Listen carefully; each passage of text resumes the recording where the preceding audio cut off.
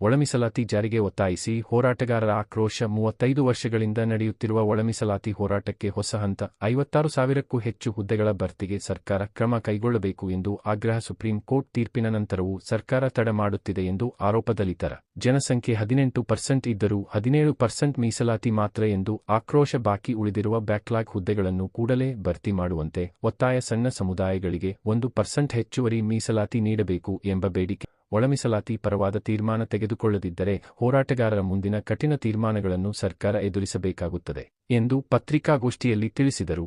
ಮಾರಸಂದ್ರ ಮುನಿಯಪ್ಪ, ನರಸಪ್ಪ ದಂಡೋರ ಹಾಗೂ ಹಲವು ಸಂಘಟನೆಗಳ ಮುಖಂಡರು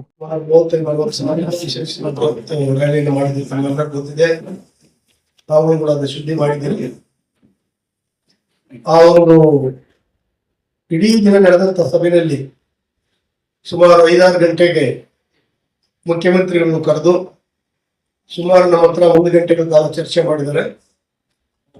ಅದರಲ್ಲಿ ನಮ್ಮ ಎಲ್ಲ ಸ್ವಾಮೀಜಿಗಳು ಕೂಡ ಸಹ ಇದ್ರು. ಮಾದರ ಚೆನ್ನಯ್ಯ ಅವರು, ಸಿದ್ದರಾಜ್ ಅವರು, ಎಲ್ಲ ಸ್ವಾಮೀಜಿಗಳು ನಮ್ಮೆಲ್ಲ ಲೀಡರ್ಗಳು ಇದ್ರು. ನಮಗೆ ಒಂದು ಆತಂಕ ಇದ್ದಿದ್ದು ಏನು ಅಂತ ಹೇಳಿದ್ರೆ, ಈಗಾಗಲೇ 56,000 ಹುದ್ದೆಗಳನ್ನ ನೋಟಿಫಿಕೇಶನ್ ಮಾಡಿ ತುಂಬಾ ಕೊಟ್ಟಿದ್ದಾರೆ ಅಂತಕ್ಕಂಥ ವಿಚಾರ ಇತ್ತು. ಆ ವಿಚಾರದಲ್ಲಿ ಇಡೀ ರಾಜ್ಯದಲ್ಲಿ ಎಲ್ಲ ಕಡೆ ಪ್ರೊಟೆಸ್ಟ್ ಆಗಿದೆ. ಎಲ್ಲ ಮಟ್ಟದಲ್ಲಿ ವಿಧಾದ ರೀತಿಯಲ್ಲಿ ಮಾಡಿದ್ರು. ಅವತ್ತು ಸಿದ್ದರಾಮಯ್ಯನವರು ನಮ್ಗೆ ಆಶ್ವಾಸನೆ ಕೊಟ್ಟಿದ್ದಾರೆ, ಯಾವುದೇ ಕಾರಣದಿಂದ ನೋಟಿಫಿಕೇಶನ್ ಆಗಿಲ್ಲ. ಆಮೇಲೆ ಯಾವುದೇ ಇಲಾಖೆಯಲ್ಲಿ ಕೂಡ ಮಾಹಿತಿ ಕೇಳಿದೀವಿ, ಅಷ್ಟೇ ನೋಟಿಫಿಕೇಶನ್ ಏನಾಗಿಲ್ಲ.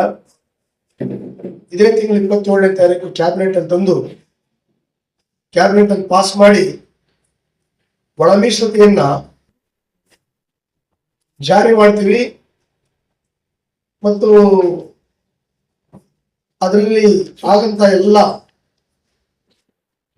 ನೇಮಕಾತಿಯಲ್ಲೂ ಕೂಡ ಒಳ ಮೀಸಲಾತಿಯನ್ನ ಇನ್ಕ್ಲೂಡ್ ಮಾಡ್ತೀವಿ ಮತ್ತು ಪ್ರಮೋಷನ್ ಕೂಡ ನಾವು ಮೀಸಲಾತಿಯನ್ನ ಕೊಡ್ತೀವಿ ಅನ್ನೋದನ್ನ ಪತ್ರವನ್ನು ಅವರು ನಮ್ಮ ಎಲ್ಲಾ ನಾಯಕರಿಗೂ ತಿಳಿಸಿದ್ದಾರೆ. ಇದಾದ ಮೇಲೆ ಸುಮಾರು 4 ಕ್ಯಾಬಿನೆಟ್ ಮಿನಿಸ್ಟರ್ ಬಂದು ಪ್ರೊಟೆಸ್ಟ್ ಮಾಡ್ತಿದ್ದ ಜಾಗದಲ್ಲಿ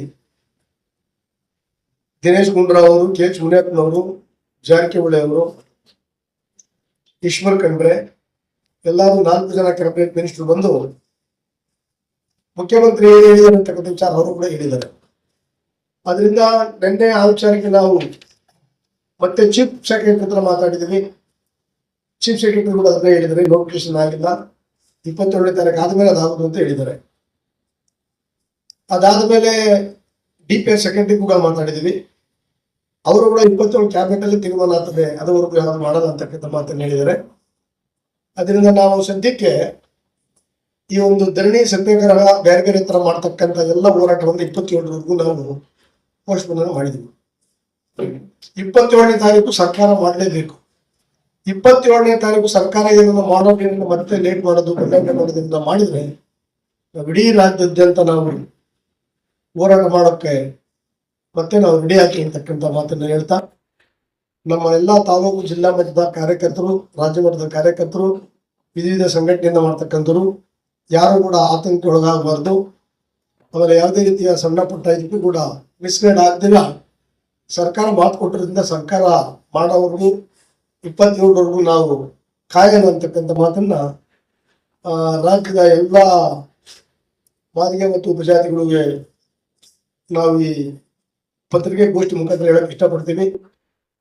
ಅದೇ ತರ ಇವತ್ತು ಲಂಬಾಣಿ ಭವಿಷ್ಯ ಕೂಡ ಇದಕ್ಕೆ ವಿರುದ್ಧವಾಗಿ ಮಾಡಬಾರ್ದು. ಯಾಕಂದ್ರೆ ಇದು ರಿಸರ್ವೇಶನ್ ತಕ್ಷಣ ನಾವೆಲ್ಲ ಒಗ್ಗಟ್ಟಾಗಿ ತಿರ್ಗಾ ಖಾಸಗೀಕರಣದಲ್ಲಿ ಮೀಸಲಾತಿ ಮತ್ತು ವಿಧಿ ಇಲಾಖೆ ಇರ್ತಕ್ಕಂಥ ಕೆಲವೆಲ್ಲ ಬೆನಿಫಿಟ್ ತಗೊಳಕ್ಕೆ ಎಸ್ಟಿಮೇಟ್ ESBನು, ಭೂಮಿ ಹೋರಾಟ ಇವೆಲ್ಲ ಕೂಡ ಒಟ್ಟೊಟ್ಟಿಗೆ ನಾವು ಮಾಡಬೇಕಾಗ್ತದೆ.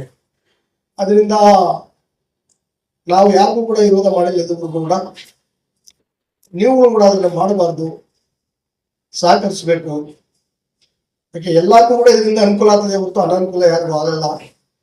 ಆ ನಿಟ್ಟಿನಲ್ಲಿ ಎಲ್ಲರೂ ಕೂಡ ಸಹಕರಿಸಬೇಕು ಅಂತ ಹೇಳಿ ಹೇಳ್ತಾ, ನಮ್ಮ ಇಡೀ ಕರ್ನಾಟಕದ ಮಾದಿಗ ಮತ್ತು ಉಪಜಾತಿ ಜನ ಸಮುದಾಯಗಳು 27 ಸರ್ಕಾರದ ತೀರ್ಪು